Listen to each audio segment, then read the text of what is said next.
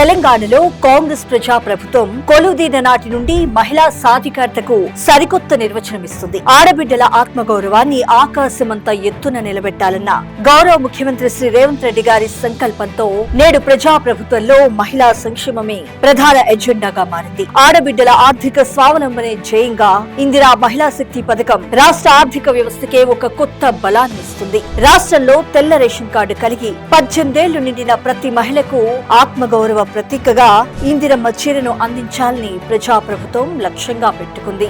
గత ఏడాది నవంబర్ 19న ఉక్కు మహిళ ఇందిరాగాంధీ గారి జయంతి వేళ ప్రారంభమైన ఈ మహోద్యమం నేడు పల్లె పల్లెకు విస్తరించింది. ఫిబ్రవరి 26 నాటికి 57,36,000 మందికి పైగా ఆడబిడ్డలకు చీరల పంపిణీ దిగ్విజయంగా పూర్తయింది. 100% లక్ష్యాన్ని చేరుకోవడానికి ప్రజా ప్రభుత్వం వడివడిగా ముందడుగు వేస్తుంది. ఇది కేవలం చీరల పంపిణీ కార్యక్రమం మాత్రమే కాదు, కోటి మంది ఆడబిడ్డలను మహిళా సంఘాల్లో సభ్యులుగా చేర్చి వారిని ఒక వ్యవస్థీకృత ఆర్థిక శక్తిగా మార్చడమే ప్రజా ప్రభుత్వ అసలైన ఉద్దేశం. అంతేకాదు, కోటి చీరల తయారీ ద్వారా రాష్ట్రంలో ఉన్న చేనేత, పవర్లూమ్ కార్మికులకు ఏడాది పొడవునా చేతి నిండా పని దొరుకుతుంది. తద్వారా కునారిల్లుతున్న గ్రామీణ ఆర్థిక వ్యవస్థ నేడు పునరుజ్జీవం పొందుతుంది. ముఖ్యమంత్రి శ్రీ రేవంత్ రెడ్డి గారి అధినాయకత్వంలో గత పాలకుల అలసత్వాన్ని పటాపంచలు చేస్తూ మహిళా లోకానికి ప్రజా ప్రభుత్వం కొండంత అండగా భరోసానిస్తుంది. మహిళల ప్రగతికి ప్రతిరూపమై నిలుస్తూ వారి విజయగాథలో తోడై ఉంటోంది.